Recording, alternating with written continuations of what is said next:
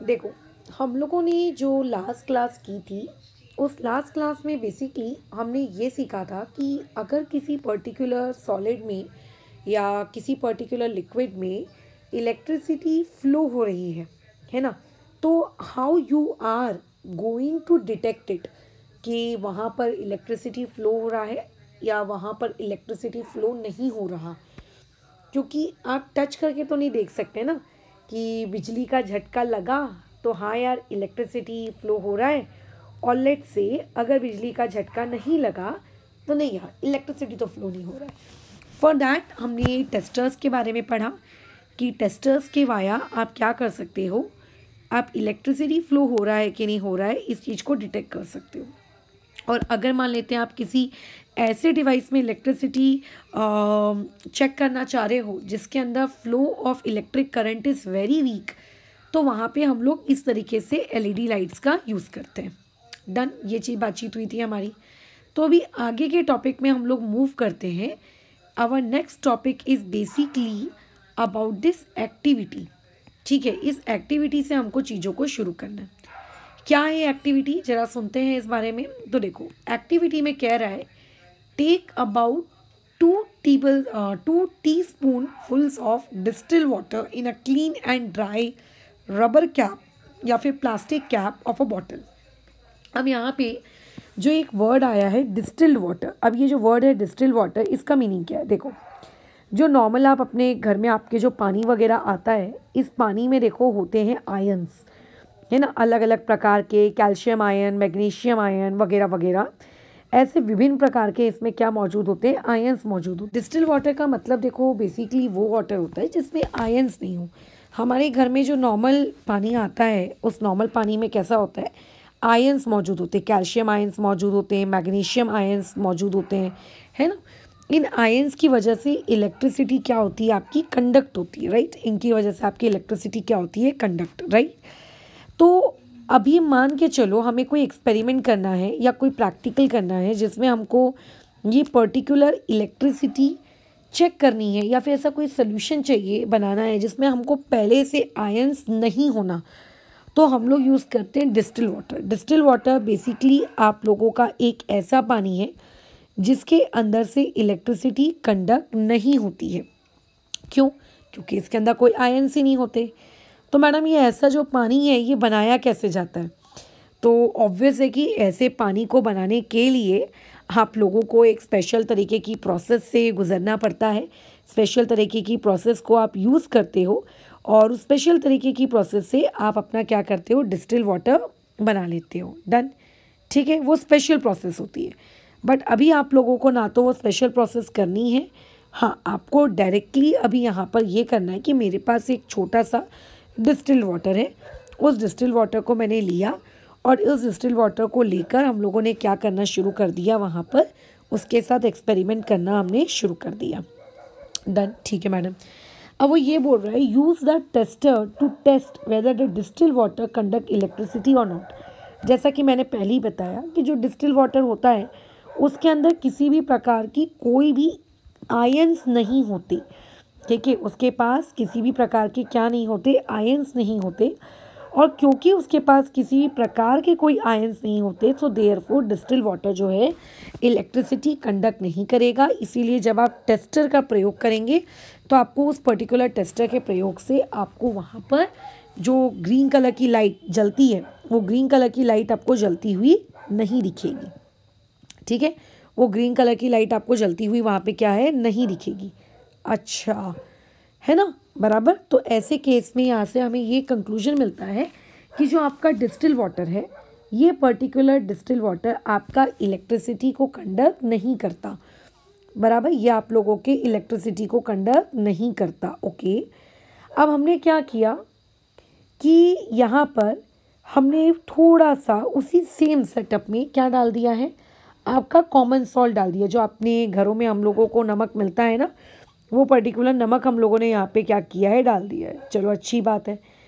तो अब बोल रहा है कि अब आप एक बार चेक करो कि अब नमक डालने के बाद क्या इलेक्ट्रिसिटी कंडक्ट हो रही है या अब आप लोगों का इलेक्ट्रिसिटी कंडक्ट नहीं हो रहा है, ठीक है, बराबर। अब आप ये चेक करो। तो अब जब हम लोगों ने उसके अंदर थोड़ा सा नमक डाला, तो थोड़ा सा नमक डालने से हम ये देखते हैं कि जो इलेक्ट्रिसिटी पहले, ठीक है, आप लोगों के क्या होता, कंडक्ट नहीं हो रहा था, वही सेम इलेक्ट्रिसिटी, है ना, वही सेम इलेक्ट्रिसिटी अब आपका कंडक्ट होने लगा। ठीक है, अब वही सेम इलेक्ट्रिसिटी आपका क्या होगा, अब कंडक्ट उसमें होने लगा। तो इससे हमें एक शिक्षा क्या मिलती है, इससे एक हम लोगों को बहुत ही इम्पोर्टेंट और एक बहुत ही प्यारी सी शिक्षा ये मिलती है कि अगर आप प्योर डिस्टिल वाटर लेते हो, तो डिस्टिल वाटर प्योर स्टेट में, मतलब अपने प्योर फॉर्म में, क्योंकि उसके पास कोई आयंस नहीं होते। डिस्टिल वाटर एक ऐसे पानी को कहा जाता है जिसके पास क्या नहीं होते, आयंस नहीं होते। और क्योंकि इसके पास आयंस नहीं होते, इसीलिए ये बेचारा कभी क्या नहीं कर पाता है, इलेक्ट्रिसिटी कंडक्ट नहीं कर पाता है। क्या नहीं कर पाता, ये बेचारा कभी अपने अंदर से इलेक्ट्रिसिटी कंडक्ट ही नहीं कर पाता, है ना। अच्छा, लेकिन जब आप इसके अंदर क्या डाल देते हो, जब आप इसके अंदर थोड़ा सा नमक डाल देते हो, तो नमक पानी के अंदर जाते बराबर, तुम लोग हायर क्लासेस में सीखोगे, नमक पानी के अंदर जाते बराबर क्या हो जाता है, डिसोशिएट हो जाता है। ठीक है, वो पानी के अंदर जाते बराबर बोलो क्या हो जाता है, टूट जाता है। तो वहाँ पे वो क्या करता है, जो कॉमन सॉल्ट है वो वहाँ पे उस पानी के अंदर आयंस क्रिएट कर लेता है, और यही आयंस क्या करते हैं, आप लोगों का क्या करते हैं, इलेक्ट्रिसिटी कंडक्ट करने का काम करते हैं।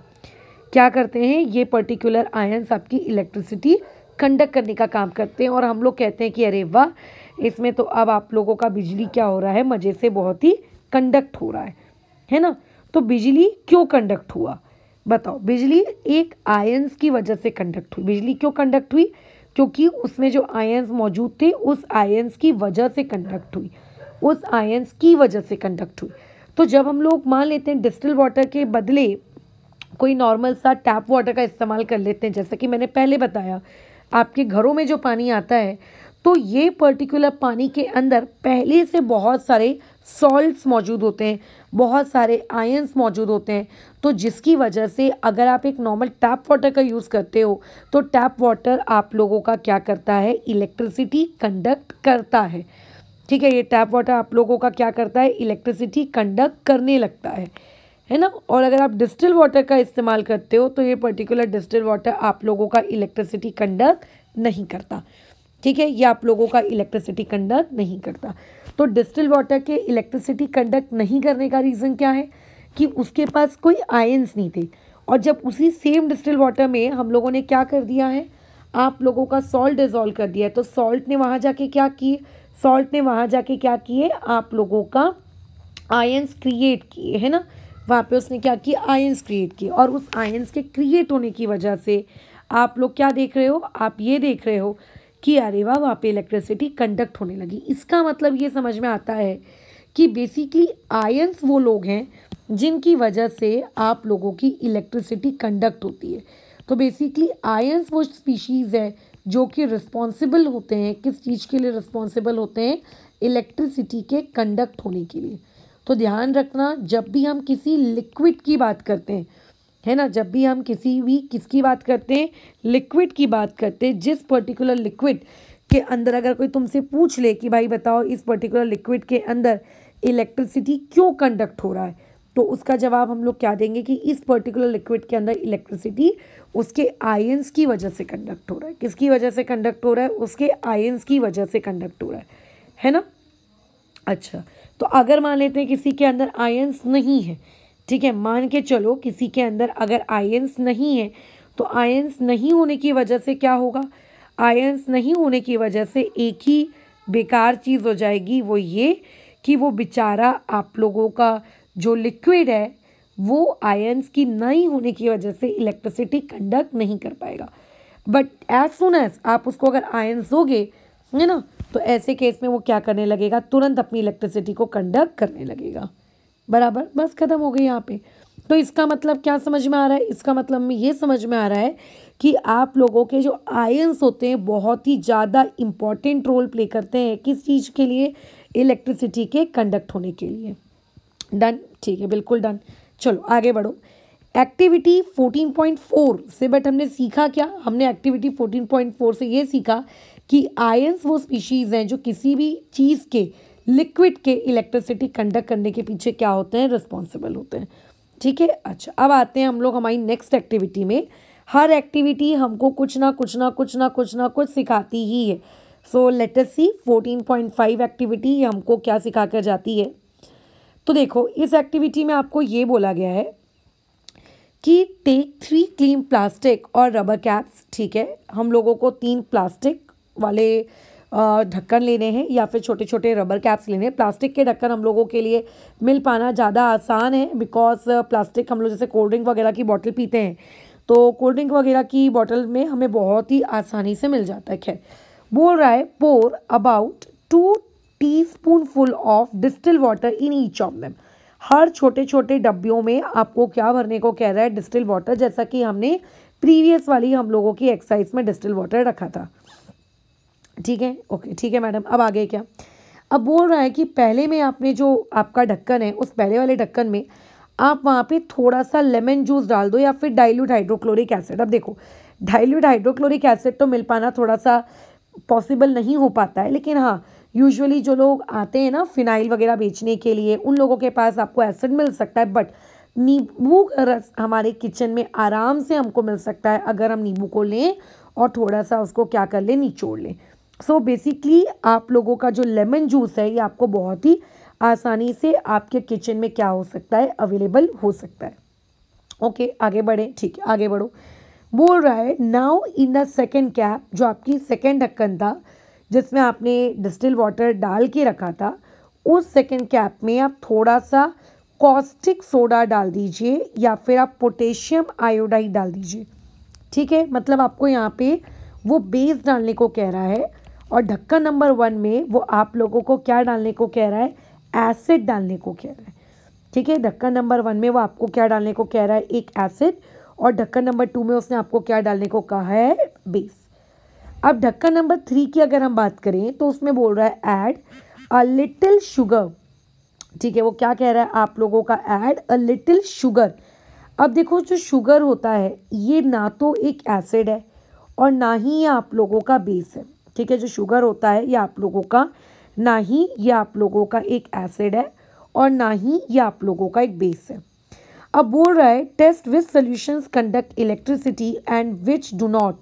बोल रहा है कि पता लगाओ थोड़ा सा कि इनमें से कौन सा पर्टिकुलर ढक्कन के अंदर अगर हम टेस्टर डाल के डिटेक्ट करने की कोशिश करें तो कौन सा वाला इलेक्ट्रिसिटी कंडक्ट करेगा और कौन सा वाला इलेक्ट्रिसिटी कंडक्ट नहीं करेगा। आपको वो ये कहना चाह रहा है। तो मैं तुम्हें एक बहुत ही प्यारी सी चीज़ बताती हूँ, ध्यान से सुनना। इलेक्ट्रिसिटी सिर्फ और सिर्फ किसी भी लिक्विड के अंदर उसके आयंस की वजह से कंडक्ट होगी। ये बात का हमेशा आप ध्यान रखें। ठीक है, इस बात का आप क्या करें, हमेशा ध्यान रखें कि आप लोगों का जो इलेक्ट्रिसिटी है किसी भी लिक्विड के अंदर उसके अंदर जो आयंस है उसकी वजह से होती है। अगर एक एसिड है, मान लेते हैं एकदम प्योर एसिड, तो प्योर एसिड के अंदर से अगर आपको कोई बोलेगा कि इलेक्ट्रिसिटी कंडक्ट होगी कि नहीं होगी, तो जवाब होता है नहीं होगी। क्यों मैडम, क्यों नहीं होगी? क्योंकि देखो जो प्योर एसिड होता है ना, इसके अंदर एबिलिटी नहीं होती कि ये आयंस को प्रोड्यूस कर सके। ठीक है, इसके अंदर ये एबिलिटी नहीं होती। अगर मैं कहूँगी कि आपके पास एक प्योर बेस है, मैं बोलूँगी क्या वो इलेक्ट्रिसिटी कंडक्ट करेगा, तो आपको जवाब देना है कि नहीं मैडम वो नहीं कर सकता, क्योंकि इसके अंदर एक आयन को प्रोड्यूस करने की एबिलिटी नहीं है, बेचारा प्रोड्यूस कर नहीं पाएगा। आप ये जवाब दोगे। लेकिन अगर मैं यही कहूँ कि इसी एसिड को वाटर मिल गया है, तो क्या अब जो नया सोल्यूशन बनेगा, क्या वो, अच्छा डिस्टिल वाटर मिल गया है, क्या वो इलेक्ट्रिसिटी कंडक्ट करेगा? तो आप बोलोगे यस मैडम वो करेगा। अगर मैं कहूँगी कि आपने एक बेस ले लिया है और बेस में अगर आपने डिस्टिल वाटर डाला है, तो क्या अब वो बेस और डिस्टिल वाटर मिलके इलेक्ट्रिसिटी कंडक्ट करेंगे? तो हम क्या बोलेंगे कि हाँ मैडम अब वो मिलके इलेक्ट्रिसिटी कंडक्ट करेंगे, मिलके वो इलेक्ट्रिसिटी कंडक्ट करेंगे। अगर मैं आपसे कहूँगी कि सिंपली अगर आपके पास अकेला सिर्फ डिस्टिल वाटर है, जो कि हमने अभी ऊपर 14.4 एक्टिविटी में देखा, क्या अकेला डिस्टिल वाटर आपकी इलेक्ट्रिसिटी कंडक्ट करेगा? तो आपका जवाब होगा कि नहीं मैडम, अकेला डिस्टिल वाटर आप लोगों का इलेक्ट्रिसिटी कंडक्ट नहीं करेगा। इसका मतलब अकेला एसिड, अकेला बेस इलेक्ट्रिसिटी कंडक्ट नहीं करता। अकेला डिस्टिल वाटर इलेक्ट्रिसिटी कंडक्ट नहीं करता। बट जब ये दोनों के दोनों लोग मिल जाते हैं तो दोनों के दोनों लोग मिल के हाँ इलेक्ट्रिसिटी कंडक्ट करते हैं। क्यों? क्योंकि पानी वो मीडियम है जो एसिड के आयंस प्रोड्यूस करने में हेल्प करता है।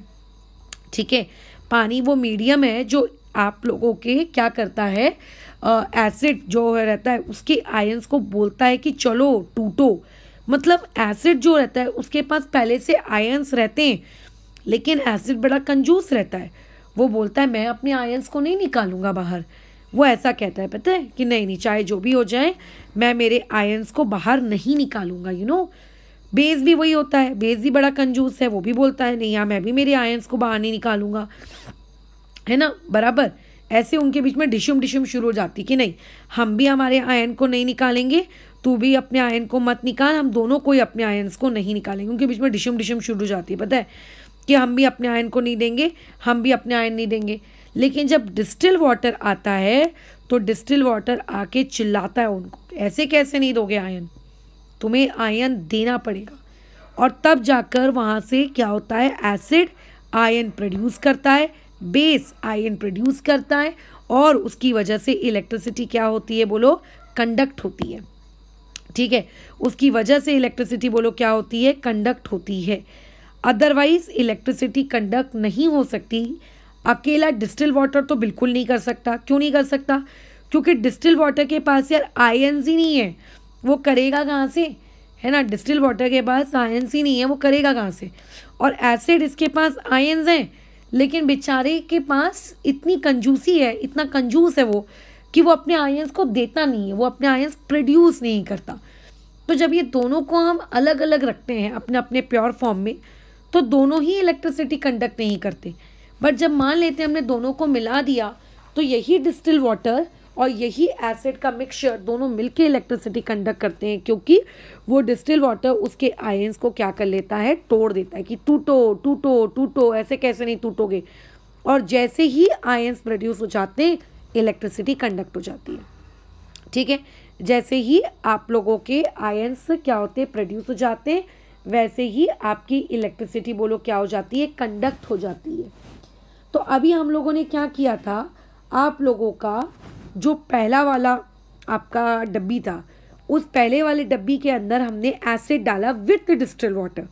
तो अभी क्वेश्चन आपको ये पूछा जा रहा है, क्या वो डब्बी विथ डिस्टिल वाटर इलेक्ट्रिसिटी, वो जो डिस्टिल वाटर के साथ जो एसिड वाली डिब्बी है, क्या वो इलेक्ट्रिसिटी कंडक्ट कर सकती है क्या, आपसे बराबर। ठीक है, ये पूछा जा रहा है, राइट। तो हम क्या जवाब देंगे, बिल्कुल कर सकती है। अगर अकेला डिस्टिल वाटर होता तो नहीं होता, अगर अकेला एसिड होता तो भी नहीं होता। अभी क्योंकि वहाँ पे आपका डिस्टिल वाटर भी है और क्योंकि वहाँ पे आप लोगों का एसिड का कॉम्बिनेशन है, तो हाँ ये चीज़ आपके लिए पॉसिबल होगी, इलेक्ट्रिसिटी कंडक्ट होगी। सेकेंड केस में भी बेस अकेला नहीं है, बेस किसके साथ है, बेस आपके डिस्टिल वाटर के साथ है। अगर अकेला होता तो नो डाउट नहीं कर पाता, बट क्योंकि वो आप लोगों के डिस्टिल वाटर के साथ है तो डेफिनेटली वहाँ पे भी इलेक्ट्रिसिटी कंडक्ट होगी। बट तुम लोग फ्यूचर में जब 9th एंड 10th क्लास में जाओगे तब तुम्हें पता चलेगा कि जो शुगर होता है ये आप लोगों का एक ऐसा कंपाउंड है जो चाहे पानी में डालो या चाहे आप इसे पानी में ना डालो, ये पर्टिकुलर शुगर आप लोगों की कभी नहीं क्या नहीं होती, डिसोशिएट नहीं होती। या आप लोगों की क्या नहीं होती, कभी क्या नहीं होती है, डिसोशिएट नहीं होती, कभी नहीं टूटती। डन, कभी भी नहीं टूटती, चाहे जो हो जाए, कभी ब्रेक डाउन नहीं होती। मतलब जैसे मैं कह रही हूँ ना, आयंस प्रोड्यूस होने चाहिए, राइट। तो इसके अंदर से कभी भी आयंस क्या नहीं होते, प्रोड्यूस नहीं होते। तो आप अगर मान लेते हैं नॉर्मल आपके पास एक शक्कर का पानी है, शक्कर का पानी मतलब आपने शक्कर को इतना ज़्यादा हीट किया कि शक्कर पूरी तरीके से मेल्ट हो गई, मान लेते हैं एकदम प्योर शक्कर का लिक्विड है आपके पास, क्या वो कभी इलेक्ट्रिसिटी कंडक्ट करेगा, नहीं करेगा। अगर आप उस शक्कर को पानी में डिसॉल्व कर दोगे, जैसे आपका सोचना है कि नहीं मैम एसिड को पानी में डिसॉल्व करने से एसिड करने लगता है, तो शक्कर भी करने लगेगा, नहीं, शक्कर नहीं करेगा। क्योंकि शक्कर एक ऐसा कंपाउंड है जो कि आप हायर क्लासेस में सीखेंगे, जिसे हम कोवैलेंट कंपाउंड कहते हैं। चाहे कुछ भी हो जाए ये बेसिकली इलेक्ट्रिसिटी कंडक्ट नहीं करते, है ना। तो देयर आर सम कंपाउंड्स जो कि पानी में डिसॉल्व होने के बाद इलेक्ट्रिसिटी कंडक्ट करता है and there are some compounds जो पानी के अंदर डिजोल्व होने के बाद इलेक्ट्रिसिटी कंडक्ट नहीं करती।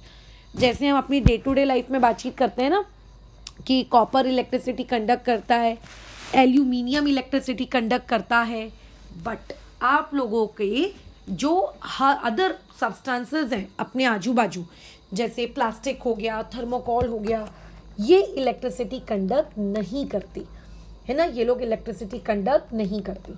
तो वैसे ही हमारे आजू बाजू हर चीज़ अगर आपका ये सोचना है हर कोई भी कंपाउंड मैडम इलेक्ट्रिसिटी कंडक्ट करेगा, तो नहीं, हर कंपाउंड इलेक्ट्रिसिटी कंडक्ट नहीं करेगा। कुछ लोग पानी में डिजोल्व होने के बाद डेफिनेटली इलेक्ट्रिसिटी कंडक्ट करेंगे और कुछ लोग पानी में डिजोल्व होने के बाद इलेक्ट्रिसिटी कंडक्ट नहीं भी करेंगे। तो जो करते हैं वो यूजुअली कहलाते हैं, मतलब वो यूजुअली आप लोगों के एसिड्स होते हैं, बेसेस होते हैं, सॉल्ट्स होते हैं, ये हमेशा इलेक्ट्रिसिटी कंडक्ट करेंगे अगर इन्हें पानी में डाला तो। क्यों? क्योंकि ये पानी में डालने के बाद आफ्टर एडिंग टू वाटर इनके क्या प्रोड्यूस हो जाते हैं, आपके आयंस प्रोड्यूस होते हैं। आफ्टर एडिंग टू वाटर में ऐड करने के बाद इनके क्या होते हैं, आयंस क्या हो जाते हैं, प्रोड्यूस हो जाते हैं। क्योंकि इनके आयंस प्रोड्यूस होते हैं इसीलिए ये लोग क्या करते हैं, इलेक्ट्रिसिटी कंडक्ट करती हैं। अब हमें कैसे पता कि कोई चीज़ एक एसिड है या कोई एक चीज़ बेस है या कोई एक चीज़ सॉल्ट है?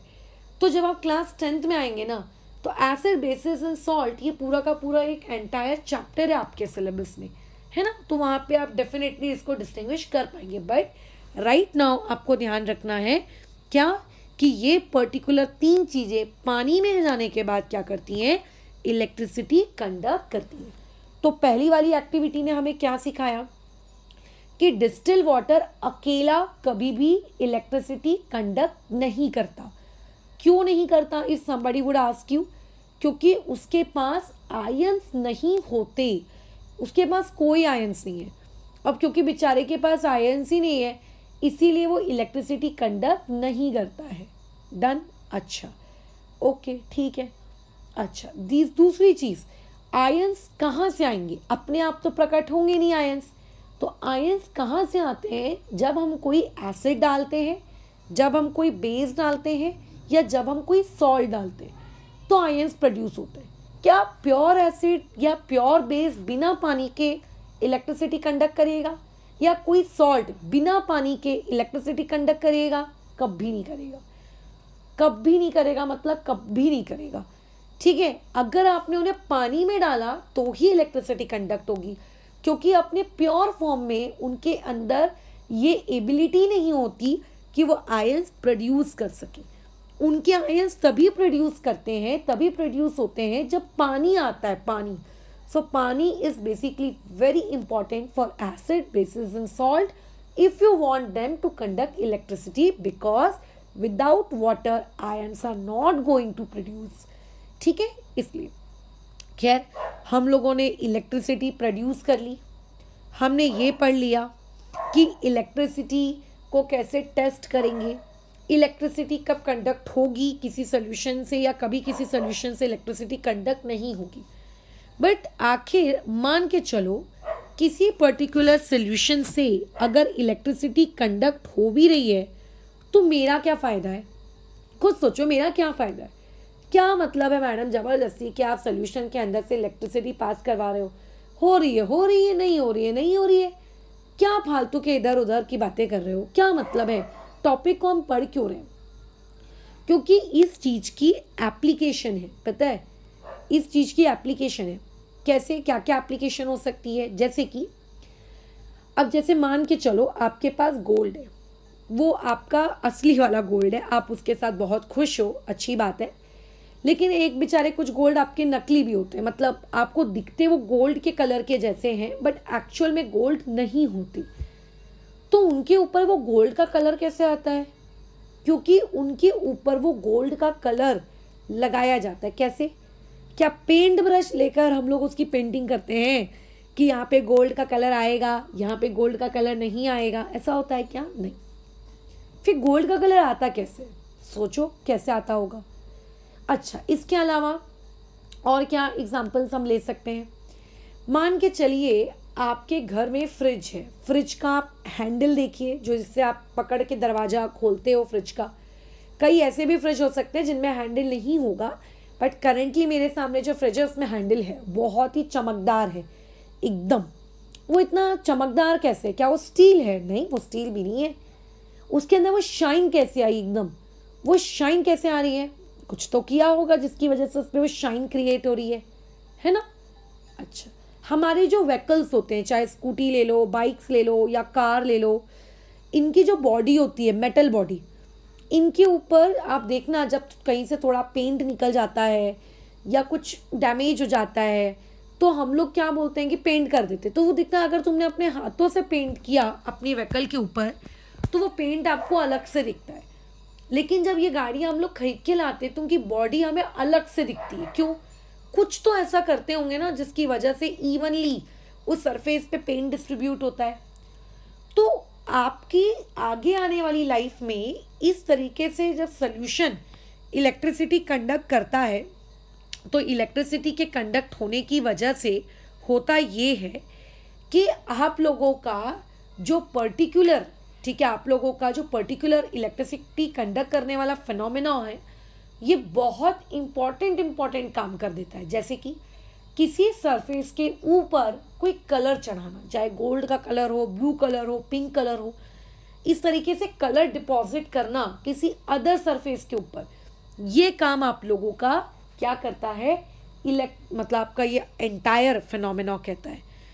इस फिनोमेना में हम क्या करते हैं, हम लोगों को जिसके ऊपर कलर चढ़ाना है, लाइक से मेरे पास एक चम्मच है, मैं चाहती हूँ मेरा चम्मच लाल कलर का हो जाए, लाल लाल चमकने लगे, तो एक तरफ मैं चम्मच को लटकाती हूँ और नीचे वो जो लाल कलर का सोल्यूशन है जिससे मैं चाहती हूँ कि मेरा चम्मच लाल हो, उस सोल्यूशन को भर देते हैं। फिर बहुत देर तक इलेक्ट्रिसिटी पास करते हैं।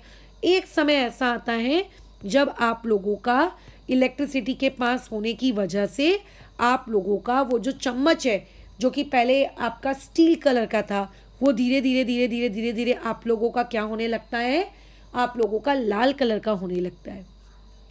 तो होता क्या है कि जितने भी व्हीकल्स होते हैं, जितने भी ऑर्नामेंट्स होते हैं या डे टू डे लाइफ में इस्तेमाल होने वाली बहुत सारी चीज़ों के ऊपर कोटिंग की जाती है। वो कोई नॉर्मल कोटिंग नहीं होती कि मैडम हैंड ब्रश वाला पेंट लिया और हैंड ब्रश वाले पेंट से कोटिंग कर दी। उनमें तुम देखना एक अलग प्रकार की एक क्या होती है, शाइन होती है, राइट, बराबर, एक अलग प्रकार की शाइन। जैसे कि मान लेते हैं तुम्हारे घर में गोल्ड की रिंग है, तुम उसे पहनो, तुम कितने भी दिन पहनो, चाहे कुछ भी हो जाए, अगर तुम्हारी गोल्ड की उस रिंग पे हल्का सा स्क्रैच भी आ जाए, अगर आप डेली पहनते हो तो डेफिनेटली स्क्रैच आएगा। तुम ये देखना कभी भी उस गोल्ड की रिंग के अंदर स्क्रैच आने के बाद ऐसा आपको कभी नहीं लगेगा कि अरे अंदर तो गोल्ड वाला कलर है ही नहीं। अगर मान लेते हो रिंग टूट भी गई तो जहाँ से टूटा हुआ पार्ट रहेगा वो टूटा हुआ पार्ट भी आपको गोल्ड के कलर के जैसा ही दिखेगा। लेकिन अगर आप एक आर्टिफिशियल ऑर्नामेंट पहन रहे हो और आर्टिफिशियल ऑर्नामेंट पे लेट्स से स्क्रैच आ गया, तो जहाँ से स्क्रैच आ जाता है ना, उसके अंदर की सरफेस गोल्ड कलर की नहीं होती, वो कुछ अलग कलर की होती है, राइट। तो इससे हमें पता चल जाता है कि यार उसके ऊपर तो गोल्ड की कलर, उसकी पेंटिंग, उसकी कोटिंग की गई थी, लेकिन अंदर से तो वो गोल्ड नहीं है। तो ये कोटिंग कैसे करते हैं और ये कहाँ कहाँ करते हैं? हर तरफ करते हैं। ऑर्नामेंट्स की इंडस्ट्री में करते हैं, ऑटोमोबाइल इंडस्ट्री में, गाड़ी, कार, ट्रक, स्कूटर, बाइक्स, है ना, साइकिल्स, हर जगह करते हैं। हैंडल्स, आजकल आप देखना, आप जब मार्केट में जाओगे आपको इतने सुंदर सुंदर प्यारे प्यारे लाइटिंग्स दिखेंगी, मतलब घर को डेकोरेट करने के लिए लाइटिंग्स। अमेजन पे सर्च कर लो यार, अमेजोन पे इतने प्यारे प्यारे, तो इसमें आपको ब्लैक कलर दिखेगा, ब्रॉन्ज कलर दिखेगा, वगैरह वगैरह। वो उनके ऊपर वो कलर आता कहाँ से, हाउ? तो ये सारी कोटिंग की जाती है। तो बेसिकली हम लोग क्या करते हैं, किसी भी एक मेटल के ऊपर हम कोई अनादर मेटल का कलर कोट करते हैं, है ना। हम एक पर्टिकुलर मेटल के ऊपर एक दूसरा मेटल को कोटिंग करते हैं। इसके अपने अलग अलग यूजेस हैं। कोई अट्रैक्शन करवाने के लिए करता है कि मेरा प्रोडक्ट अट्रैक्टिव दिखे, राइट। मान लेते हैं अगर आपके पास, मैं कहूँगी, एक सादा सा डोर है का हैंडल है जिसमें कोई चमक नहीं है, बस एक स्टील का है, और एक मेरे सामने जो फ्रिज रखा है एकदम क्रोम फिनिश्ड है, एक वो डोर का हैंडल, मतलब एक वो हैंडल है, आप किसे चूज करोगे? ऑब्वियस है जो आपको सुंदर दिख रहा है। तो कई लोग ये आपकी कोटिंग इसीलिए भी करते हैं ताकि अट्रैक्शन बढ़े, ताकि ब्यूटीनेस उसकी बढ़े, राइट। अब कई लोग इस प्रकार की कोटिंग इसीलिए भी करते हैं, जो कि आप हाई क्लासेस में पढ़ेंगे, ताकि जो एक प्रोसेस होती है ना, जो हमारे वर्ल्ड का बहुत सारा लोहा खा जाती है, जिसे हम लोग कहते हैं करोजन, जंग लगना, उस जंग लगने से बचाने के लिए भी लोग कोटिंग करते हैं। अगर आप अपने घर में गेट लगाते हो, ग्रिल लगाते हो, आप समय समय पर उस पर क्या करते हो? पेंट करते हो। क्यों? नहीं तो जंग लग जाएगा, बताओ, है ना, नहीं तो जंग लग जाएगा। तो ऐसे केस में हम लोगों को कई बार एक मेटल के ऊपर दूसरे मेटल की कोटिंग करनी पड़ती है, ताकि उसका हम करोजन से उसको बचा सकें, राइट। ये भी एक रीजन होता है। तो ये जो प्रोसेस होती है ना, जिसमें आप एक मेटल को दूसरे मेटल के ऊपर करोड करते हो, इस प्रोसेस को हम लोग कहते हैं इलेक्ट्रोप्लेटिंग। ठीक है, इस प्रोसेस को हम लोग क्या कहते हैं? इलेक्ट्रोप्लेटिंग। कि एक पर्टिकुलर मेटल सरफेस के ऊपर हम लोगों ने एक दूसरी मेटल के सरफेस को कोट कर दिया, इसे हम लोग कहते हैं इलेक्ट्रोप्लेटिंग। इलेक्ट्रोप्लेटिंग के अपने अपने यूजेस हैं। देखो, जैसे कि आपको फिगर 14.8 में बहुत सारी चीज़ें दी हुई हैं, जिससे इलेक्ट्रोप्लेटिंग के एग्जाम्पल्स आपको दिख रहे हैं। इससे क्या होता है? समय, मतलब एक तो खूबसूरत दिखता है, और दूसरा उसकी ड्यूरेबिलिटी बढ़ती है, मतलब वो जल्दी खराब नहीं होता, जल्दी जंग नहीं पकड़ता, है ना, अट्रैक्टिव दिखता है। तो जब हम किसी भी एक मेटल के ऊपर किसी दूसरे मटेरियल को, किसी दूसरे सब्सटेंस को डिपॉजिट करते हैं, तो उस पर्टिकुलर प्रोसेस को हम लोग कहते हैं इलेक्ट्रोप्लेटिंग। इस प्रोसेस को इलेक्ट्रोप्लेटिंग क्यों कहा जाता है? क्योंकि इस पर्टिकुलर प्रोसेस में इलेक्ट्रिसिटी की मदद ली जाती है इस काम को करने के लिए। सो देयरफॉर इस पर्टिकुलर प्रोसेस को कहा जाता है इलेक्ट्रोप्लेटिंग। तो यहाँ से एक क्वेश्चन आ सकता है, डिफाइन इलेक्ट्रोप्लेटिंग। ठीक है, डिफाइन इलेक्ट्रोप्लेटिंग। इलेक्ट्रोप्लेटिंग आपको हर जगह दिखेगी, ठीक है, हर जगह दिखेगी। गाड़ी जो आप लोगों की अगर मेटल बॉडी है, फाइबर बॉडी की बात नहीं कर रही हूँ, अगर आपकी गाड़ी की मेटल बॉडी है, मेटल बॉडी के ऊपर आपको इलेक्ट्रोप्लेटिंग वाली चीज़ दिखेगी, है ना। आजकल तो सुंदर सुंदर आपके खाने के मतलब बर्तन भी आने लगे हैं, क्रोम फिनिश इलेक्ट्रोप्लेटिंग वाले, राइट। आप लोगों की गाड़ियों के जितने भी पार्ट्स होते हैं, आप लोगों को वो देखने को मिलेगा ना। तो मैडम, ये इलेक्ट्रोप्लेटिंग होती किस चीज़ की है? देखो, वो तो चॉइस टू चॉइस वेरी करेगा ना। मान लेते हैं किसी को लाल कलर चाहिए, तो लाल कलर जिस पर्टिकुलर केमिकल से आता होगा, उस पर्टिकुलर केमिकल की इलेक्ट्रोप्लेटिंग होगी। मान लेते हैं किसी को पीला कलर होना, तो पीले कलर की इलेक्ट्रोप्लेटिंग होगी। तो बेसिकली ये चीज़ क्या होगी? सब्सटेंस टू सब्सटेंस क्या होगी? आप लोगों की वेरी करेगी। किसी को गोल्ड की ज्वेलरी होना, तो वो गोल्ड वाले की इलेक्ट्रोप्लेटिंग कराएगा। किसी को सिल्वर वाली ज्वेलरी होना, तो सिल्वर कलर की इलेक्ट्रोप्लेटिंग करवाएगा। फिर तो पर्सन टू पर्सन बेसिकली ये चीज़ क्या होती है? वेरी करती है। जैसे कि यहाँ पे लिखा है कि जो टीन के कैन्स होते हैं, जैसे कई बार आपने देखा होगा हल्दीराम के पैक्ड रसगुल्ले, पैक्ड गुलाब जामुन जब आप खरीदते हो, तो वो जो डब्बे होते हैं ना, वो किसके होते हैं? वो डब्बे आपके टीन के बने होते हैं, मतलब लोहे के बने होते हैं, और उसके ऊपर इलेक्ट्रोप्लेटिंग की जाती है किसकी? टीन की। ठीक है, उसके ऊपर इलेक्ट्रोप्लेटिंग किसकी की जाती है? टीन की। क्यों? क्योंकि जो लोहा होता है, तुमने सुना होगा लोहे को बहुत जल्दी जंग लग जाता है। अब देखो, उसके अंदर चाशनी होगी, चाशनी यानी कि बेसिकली एक लिक्विड हो गया। डब्बा कई दिनों तक आपके एटमॉस्फेयर के कांटेक्ट में रहेगा। अगर डब्बे को जंग लग गया, तो डब्बे के अंदर जो खाना रखा है उसमें भी वो गंदा जंग मिक्स होगा, हम उस खाने को खाएंगे, हमारे पेट में जाएगा। So basically it is not at all good. तो हम लोग इसीलिए करते हैं उसको कोटिंग, ताकि उसकी क्या ना हो सके? जंग ना लगे। क्योंकि टीन, मैडम क्या टीन में जंग नहीं पकड़ता? नहीं, टीन में भी जंग पकड़ता है, बट आयरन के कंपेयर में जंग टीन में बहुत बहुत बहुत बहुत धीरे धीरे धीरे धीरे लगता है। इसीलिए जो फूड कैंस होते हैं, इनमें किसकी इलेक्ट्रोप्लेटिंग की जाती है? टीन की। इसका ये मतलब नहीं है कि दुनिया की हर चीज़ में तुम टीन की इलेक्ट्रोप्लेटिंग करोगे, ठीक है। इसका ये मतलब नहीं है कि दुनिया में हर चीज़ के ऊपर तुम टीन की इलेक्ट्रोप्लेटिंग करोगे। प्रोडक्ट टू प्रोडक्ट, ठीक है, रिक्वायरमेंट टू रिक्वायरमेंट कि आपको कहाँ यूज़ करना है, किस चीज़ के लिए यूज़ करना है, आपकी इलेक्ट्रोप्लेटिंग क्या होगी, वैरी होगी, है ना। क्योंकि लोहा बहुत जल्दी जंग खा जाता है, इसीलिए हम लोग कई बार लोहे के ऊपर जिंक की भी कोटिंग करते हैं ताकि उसको हम जंग लगने से बचा सकें, ताकि उसको हम लोग ख़राब होने से बचा सकें, है ना। अब द पॉइंट इज़ कि मैडम ये इलेक्ट्रोप्लेटिंग होती कैसे, तो ये इलेक्ट्रोप्लेटिंग होती कैसे है, प्लस हमारी जो ये एक्टिविटी 14.7 एंड एक्टिविटी 14.6 ये वाला टॉपिक हम लोग कल की क्लास में कवर करेंगे।